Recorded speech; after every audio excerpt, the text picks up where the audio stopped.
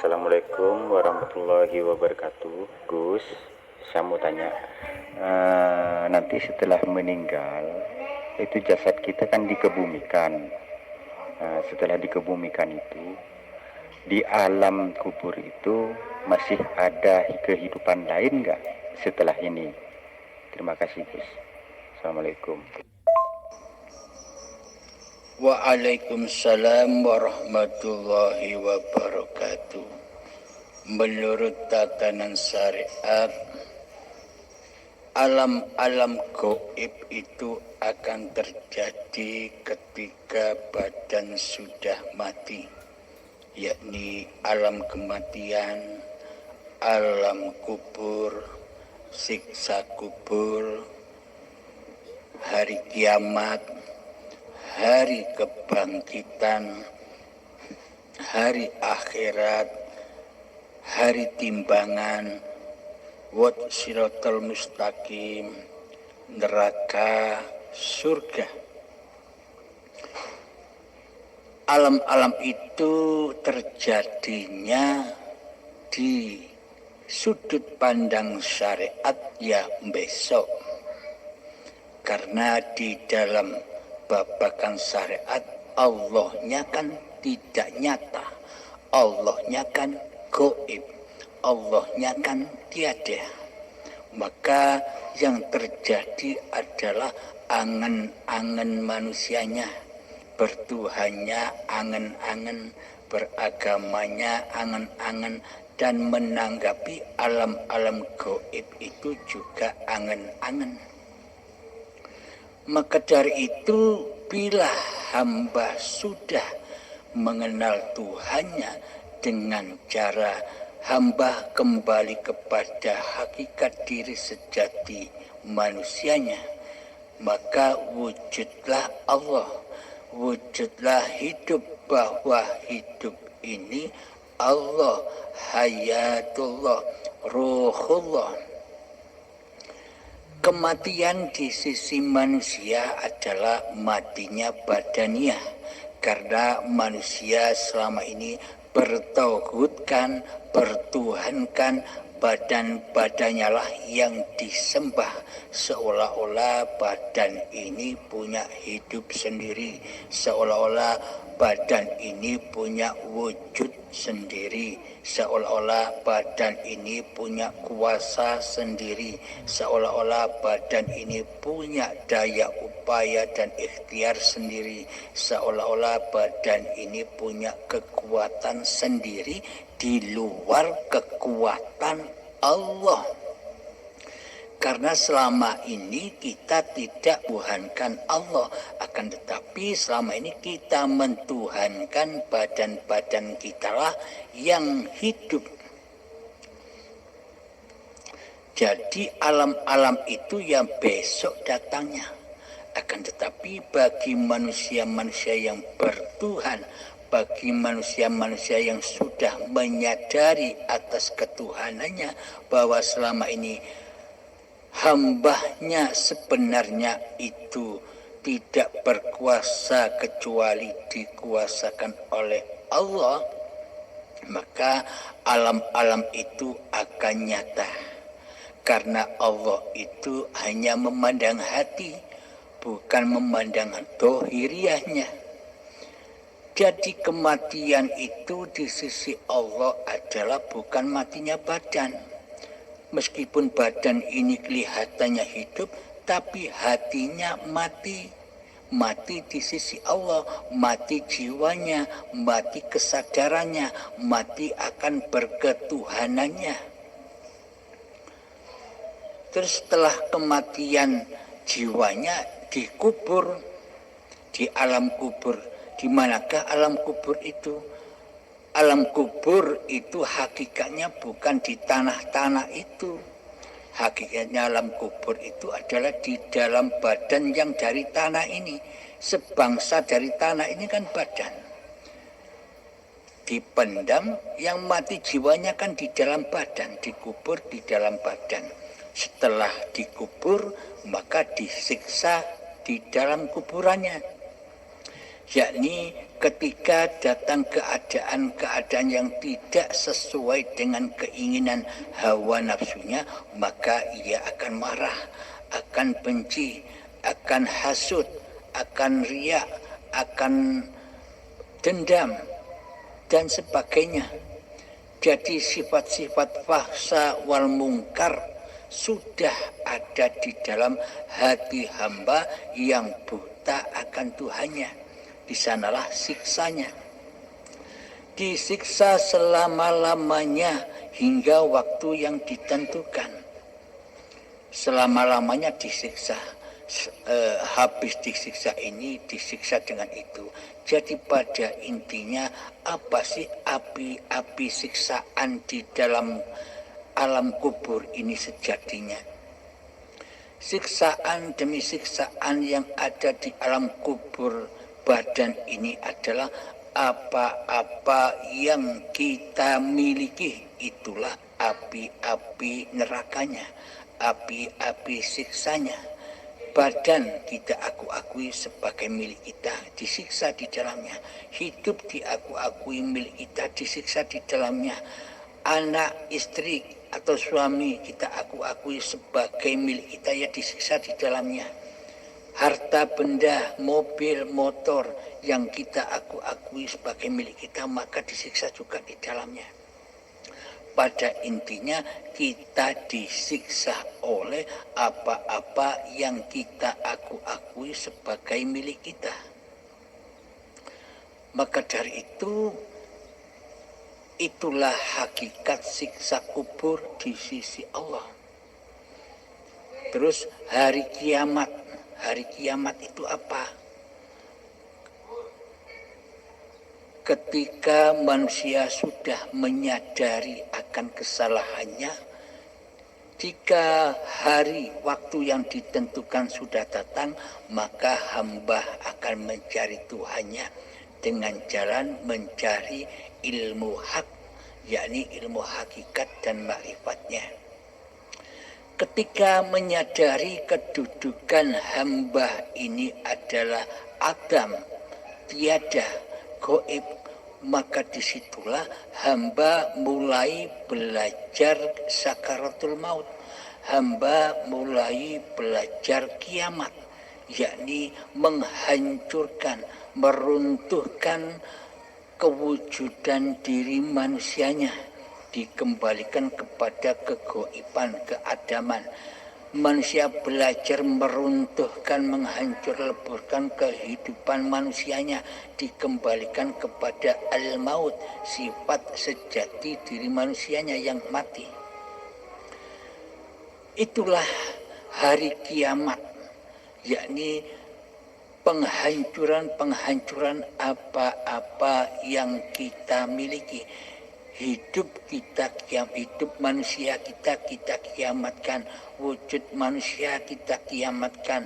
Apa-apa yang kita miliki, istri, suami, anak, harta benda, sudah kita kiamatkan kembali, kita kembalikan kepada Allah.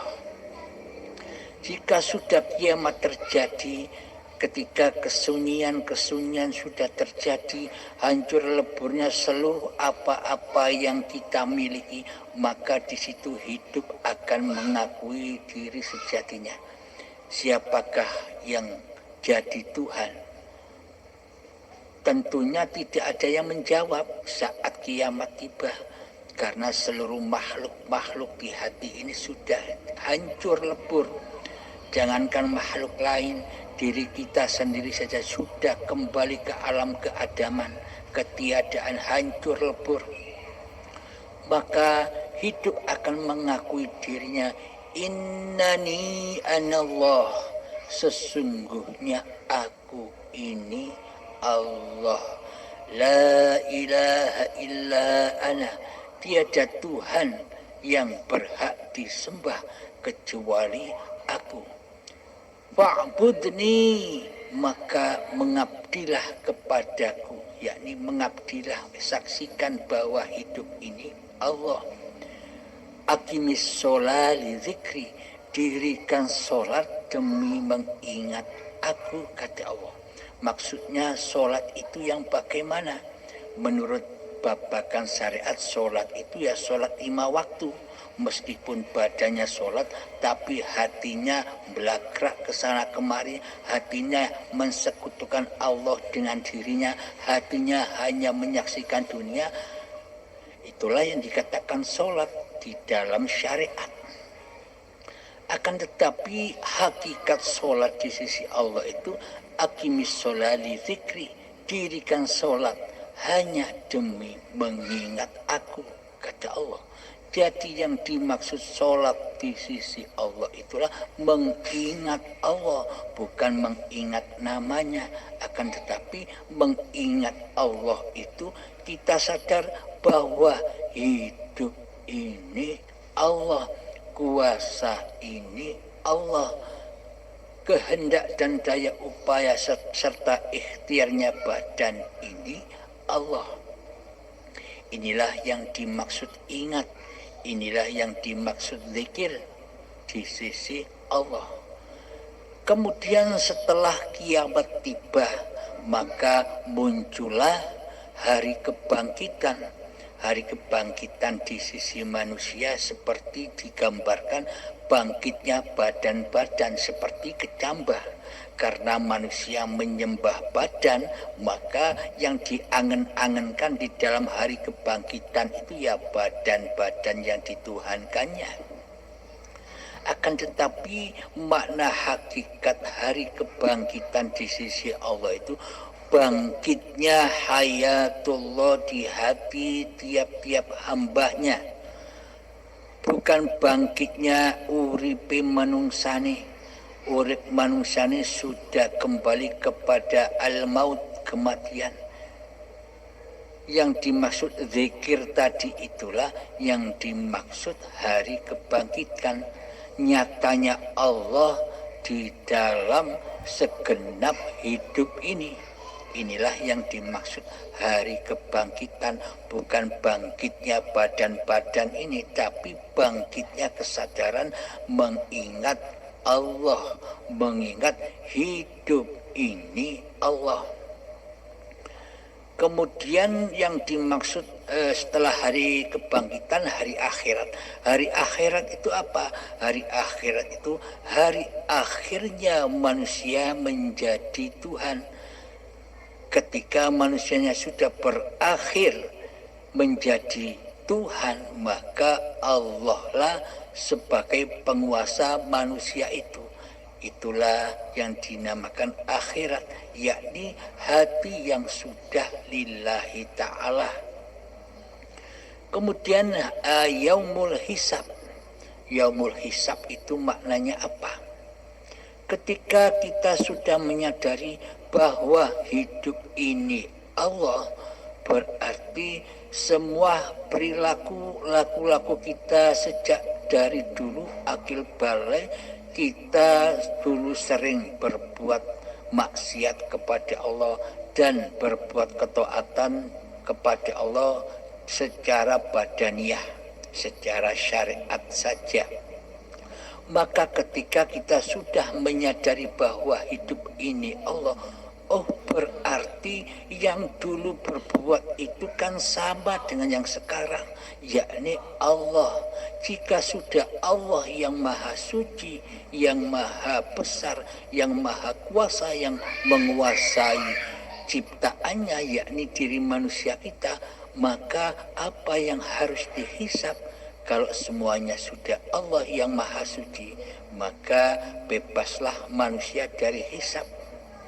Bila manusia menyadari akan berketuhanan bahwa Allah inilah Tuhannya, yakni hayatullah, bahwa hidup ini Allah, maka manusianya kan sudah tidak ada, tidak wujud lagi, alias gaib dan mati. Seperti kita dulu sering menggaibkan Allah. Nah, jadi gaibkanlah manusia kita seperti kita menggaibkan Allah sebelum kita mengenal Allah. Itulah caranya bertuhankan Allah. yakni hati menyadari bahwa Allah lah penguasa diriku. Jadi hamba sudah tak ikut-ikut lagi mengatur syariat-syariatullah. Karena hambanya sudah tidak ada, maka hambanya sudah tidak bisa bersyariat lagi. Karena seluruh syariat itu adalah syariatullah, af'alullah. Inilah yang dimaksud yaumil hisab. Jadi bila sudah yang maha suci yang berkuasa atas diri ini, maka semuanya akan suci kembali seperti layaknya bayi. Terus wassiratal mustaqim. Wassiratal mustaqim itu diibaratkan saking sulitnya untuk melewatinya, diibaratkan oleh manusia dari rambut masih dibelah 7 dan tajamnya 1000 pedang. Mana mungkin manusia bisa lewat, wong tidak kelihatan. Mana mungkin manusia bisa berperang melawan iblis dan setan, wong iblis dan setan masih kita anggap gaib. Maka ketika sudah nyata iblis dan setan, yaitu diri kita sendiri, maka kita bisa berperang di dalam wassiratal mustaqim. Jadi wassiratal mustaqim itu hakikatnya sangat amatlah luas di seluruh keadaan kehidupan kita ini. Di dalam sholat itulah wassiratal mustaqim. Di dalam sholat itu kita bisa bertemu wajahullah, apa bertemu dengan dunia. Bila kita masih bertemu dan menyaksikan dunia di dalam sholat, itu berarti kita jatuh ke lembah neraka, ke lembah anar. Kelihatannya badan ini dibungkus dengan ibadah syariat, dengan sholat, tapi hatinya ada di neraka karena hati masih mensekutukan Allah dengan diri manusianya yang berkuasa atas seluruh syariat-syariat badannya. Wassiratal mustaqim itu sangat amatlah luas. Ketika makan itu wassiratal mustaqim, ketika berpuasa secara syariat itu wassiratal mustaqim. Bagaimana cara kita bertemu dengan siapa yang mempuasakan badan ini? Bila kita sudah bertemu dengan siapa penguasa badan ini, ya Allah, maka berhasillah hamba menyaksikan Allah, yakni di dalam surga, di dalam hati yang mutmainnah, hati yang tenang, selalu menyaksikan Allah lah yang berperan atas segala ciptaannya, yakni badan ini. Terus surga neraka sudah kita terangkan. Neraka itu apa? Neraka itu ketika bahan bakarnya masih ada, yakni ketika badan ini dan hati yang keras melebihi kerasnya batu, hati yang belum kenal Allah, itulah bahan bakar neraka. Ketika bahan bakar neraka masih ada di dunia ini, ya neraka sudah menyala-nyala. Jadi neraka itu ya saat ini, bukan nanti. Kalau badan sudah dipendam kembali menjadi tanah, kan badan sudah tidak ada lagi, hati sudah tidak ada lagi. Bagaimana neraka mau menyala-nyala? Nah, sedangkan surga itu di sisi Allah adalah bukan surga-surgi yang digembar-gemborkan manusia sekarang, yakni kemegahan bangunan-bangunan dari intan permata, dari emas, makanan-makanan yang enak, hidup mewah, bidadari-bidadari yang cantik. Semua itu kan kesenangannya hawa nafsu. Itu surganya Dajjal, surganya setan. Jadi manusia itu diiming-iming surga yang seperti itu oleh setan, oleh hawa nafsunya sendiri.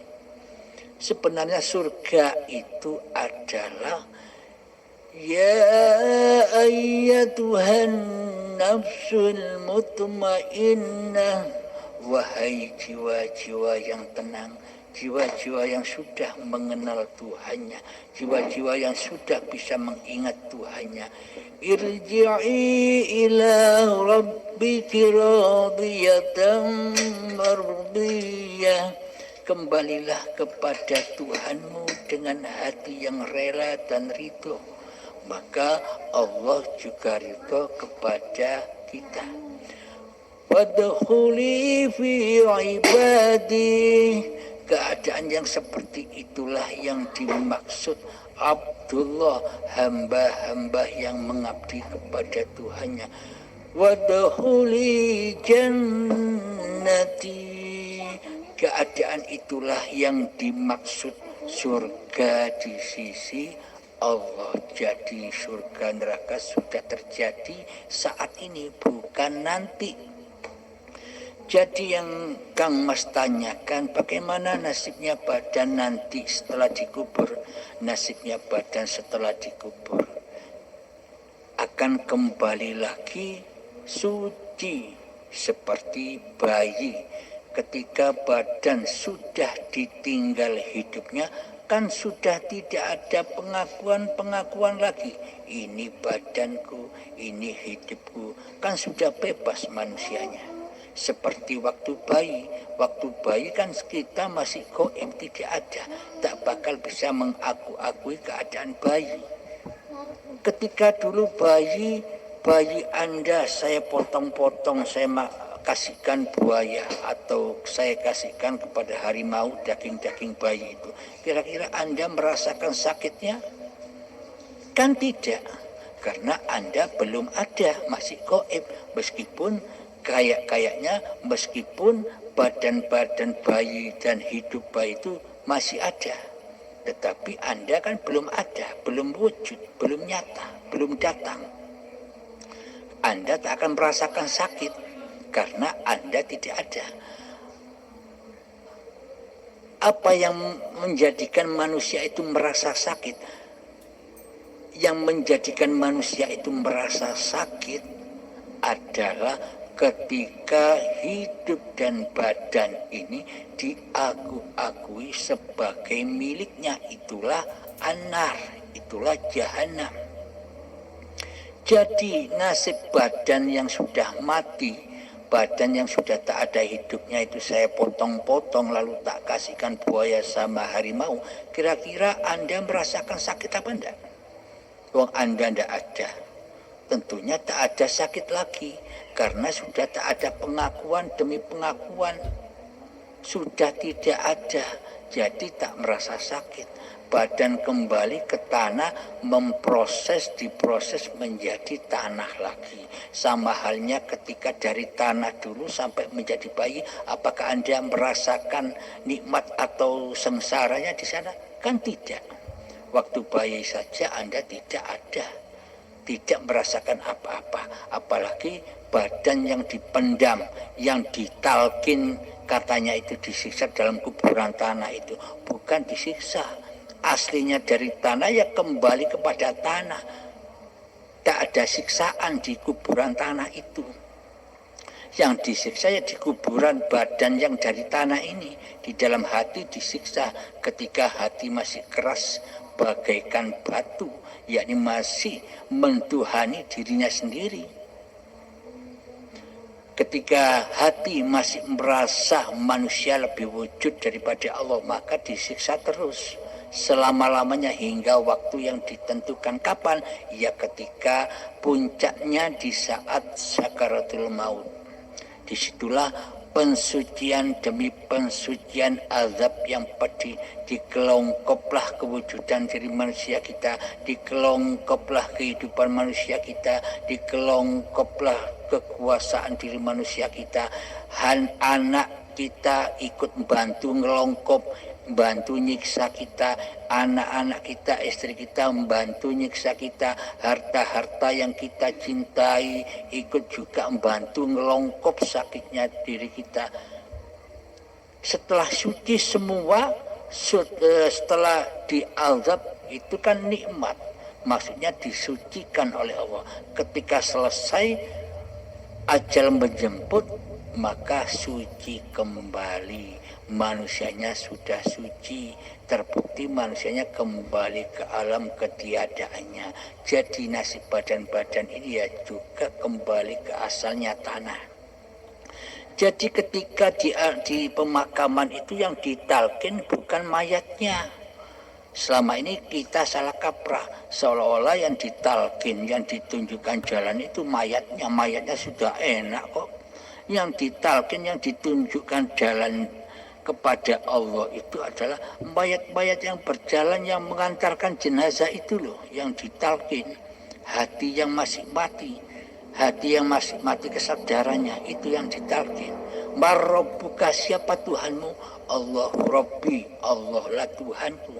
Tapi kebanyakan manusia berdusta mengatakan Allah Tuhanku, tapi kenyataannya di dalam hatinya dialah yang sebagai berkedudukan sebagai Tuhan di hatinya. Begitu sahabat. Monggo bila ada pertanyaan lagi, semoga pemaparan ini bisa diambil hikmahnya dan dipahami. Terima kasih sahabat. Alhamdulillahirrahmanirrahim. Saya paham Gus. Alhamdulillah saya paham sudah. Terima kasih Gus, terima kasih. Monggo, mungkin yang lain ada yang mau bertanya, silahkan. Alhamdulillahirrahmanirrahim. Terima kasih atas pemaparan dari Abu Halim dan dari sahabat-sahabat kami yang lain. Kami setia menyimak. Alhamdulillahirrabbilalamin. Untuk pemaparan ini insya Allah kami bisa memahami, Kang. Cuma yang mengganjal di hati kami, bagaimana dengan orang yang tidak sesuai dengan waraditu lakumul Islam Madinah. Mohon dijelaskan, Kang. Terima kasih. Kami siap menyimak saja, Kang Mas. Dan kalau boleh jujur, kami tak sanggup untuk uraikan. Karena apa? Karena kebodohan diri kami tak memahami. Jadi kalau yang tak dipahami disampaikan nantinya dusta. Jadi jujur aja kepada diri sendiri. Islam yang rahmatan lil alamin. Maksudnya hati sudah selamat memandang seluruh alam. Hati sudah selamat memandang seluruh manusia. Hati sudah selamat memandang seluruh agama-agama manusia. Karena hati sudah wujud nyata Allah nyalah yang menciptakan seluruh alam itu. Jadi seluruh alam itu dirahmati oleh Allah, diizini oleh Allah, karena alam semesta itulah panggung sandiwaranya Allah Subhanahu wa ta'ala. Monggo kira-kira bila ada yang mau bertanya lagi,